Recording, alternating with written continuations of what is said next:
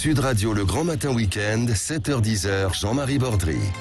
Le Grand Matin Week-end sur Sud Radio, on est ensemble jusqu'à 10h. Chers amis, c'était il y a 49 ans, jour pour jour. Les Jeux Olympiques de Munich battent leur plein. Les Français apprennent la nouvelle en regardant le journal de l'ORTF. Mesdames, Mesdemoiselles, Messieurs, bonjour. À Munich, dans le village olympique, les otages israéliens détenus par 5 commandos palestiniens attendent toujours d'être fixés sur leur sort. Les Palestiniens menacent de les fusiller si 200 prisonniers politiques ne sont pas libérés en Israël.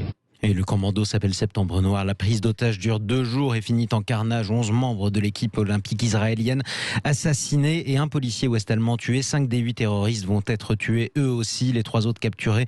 Bonjour Nelson Montfort. Bonjour Jean-Marie, bonjour à vous tous. À cette époque, justement, vous êtes un jeune étudiant. Vous assistez un peu comme tout le monde en direct à cet événement qui va traumatiser le monde de l'olympisme. C'est vraiment à marquer d'une pierre noire et en plus ça a été comme une sorte de date clé parce que ce qu'il faut se dire c'est qu'à Munich 72 toutes les portes étaient ouvertes, c'est-à-dire que les portes du village olympique étaient totalement ouvertes. Vous et moi pouvions rentrer au village olympique, être avec les athlètes. Ça paraît totalement inconcevable aujourd'hui, parce que les Allemands voulaient justement faire les JO les plus ouverts à tous. Oui.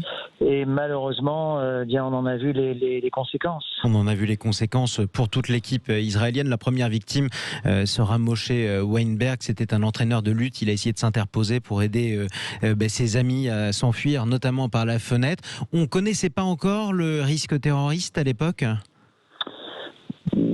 S'il faut répondre par oui ou par non à cette question, non, je répondrai non. On ne le connaissait pas. Et d'ailleurs, vous savez, il y a beaucoup de témoignages.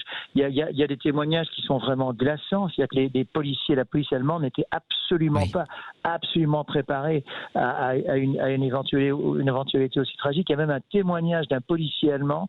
Et c'est comme si nous faisions le maintien de l'ordre en sandales et en bermudas face à des gens armés jusqu'aux dents. Ils ne s'attendaient absolument pas à ça. D'ailleurs, je ne veux pas dire de bêtises, mais je crois même que les policiers allemands de l'époque, en tout cas dans le cadre du village olympique, un petit peu comme les bobbies britanniques à une certaine époque, n'étaient pas armés. Non, ceux qui étaient là. Voilà, c'est ça. Parce qu'il fallait justement montrer ce côté le plus ouvert, le plus chaleureux possible. C'était une autre époque, et vous l'avez dit d'ailleurs, après un jour, les Allemands vont tenter un coup de poker pour libérer la délégation israélienne. Ils mettent un avion à disposition des terroristes pour que, soi-disant, les laisser se rendre en Égypte. Les terroristes arrivent avec les otages, c'est un piège, la police allemande lance l'assaut, mais ça dure 3 heures et ça tourne au désastre. Aujourd'hui, les Jeux Olympiques, il peut plus se passer quelque chose comme ça. Si je me permets d'ajouter quelque chose, ils ont lancé l'assaut d'une manière extrêmement naïve et maladroite. Et d'ailleurs, pendant 3 heures, on ne savait pas si les otages avaient été libérés, ce qui était une des thèses, ou si les otages avaient été assassinés, ce qui malheureusement a été la réalité. Alors pour répondre à votre question aujourd'hui, est-ce que c'est... Moi, mon expérience olympique, je pense notamment aux derniers JO d'hiver à Sochi 2014, Tokyo, je mets un petit peu à part parce que c'était à huis clos de toute manière. À cause du Covid. Je pense qu'aujourd'hui, pour qu'un commando terroriste s'infiltre dans la sécurité des JO, ça me paraît quasiment, je dis bien quasiment, parce que... Bien sûr, le risque jamais n'existe pas. Mais du coup, on a perdu en chaleur ce qu'on a gagné en sécurité. C'était une autre époque. Effectivement, c'était il y a 49 ans, jour pour jour, la prise d'otage, le début de la prise d'otage de la délégation israélienne aux Jeux Olympiques de Munich. Merci beaucoup Nelson Montfort.